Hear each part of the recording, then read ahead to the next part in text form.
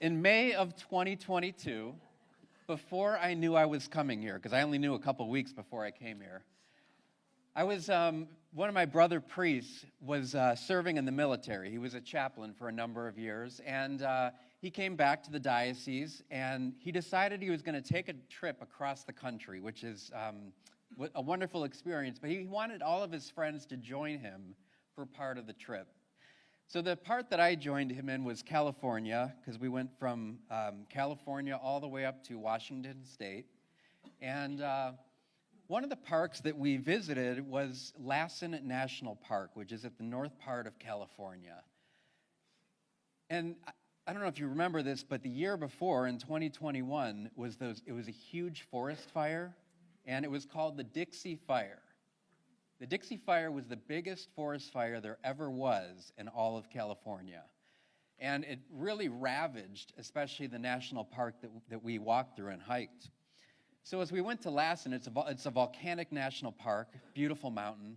But as we hiked up the mountain and looked over the land, every tree was burned to the ground. I mean, it was like devastation. It was almost like a horror scene.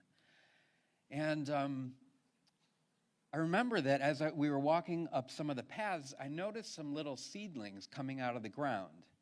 And they were little pine trees. And so I was very curious of how these pine trees would grow when everything was devastated. Well, it turns out that there's a unique situation with these pine trees, is that in the root structure, whenever there's a fire, there are these seedlings that are heat activated. So when the fire scorches the plant, it triggers these seeds to begin to grow little sprouts. And it was just fascinating as I read about that and learned about that in the national park. And I was thinking about the gospel because Jesus is saying that at the end of time, it's going to be something like that. We're going to experience some kind of devastation. Now, Advent is a time that we remember. There's 3 Advents. We remember, first of all, the first Advent was when they longed for thousands of years for Christ to be born into the world. The second Advent is at the end of time, so when Jesus comes again into the world. And the third Advent is right now, in the present moment, how Jesus wants to come to us now. But when the second coming, as he talks about today, it's pretty scary, because he says, there will be signs in the moon and the stars, and on earth the nations will be in dismay, and people will be perplexed by the roaring of the seas. People will die from fright in anticipation of what is coming into the world. And then he says, but when you see these things happening, stand tall and erect, because our Savior is coming. And as we enter into this Advent season, Jesus gives us a couple words of advice. First of all, he says, beware that your hearts do not become drowsy. So this Advent, it's a good time to kind of like check in on our spiritual life.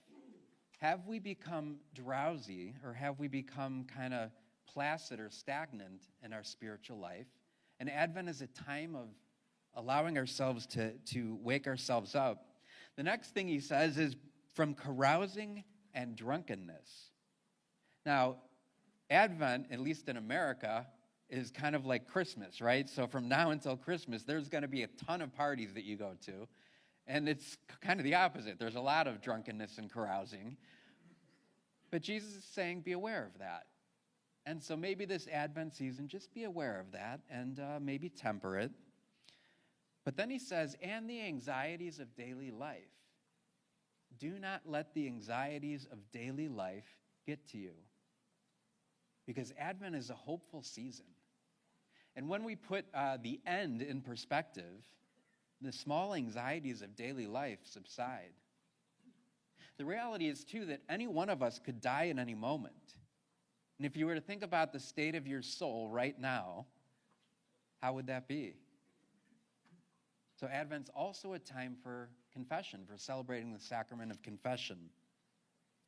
But finally, to go back to that seedling, Jesus is saying, Be vigilant at all times and pray for the strength. My dear brothers and sisters, you are like that seedling. We heard in the first reading that a root shall sprout from the stump of Jesse. So when the trees are cut down, there will be a sprout that comes forth. Now, Jesus is that sprout. He's the one that comes forth. But through his passion, death, resurrection, and all of our baptisms, we also become that sprout. You were made to withstand the fire. And not only were you made to withstand fire, you will be activated by the fire.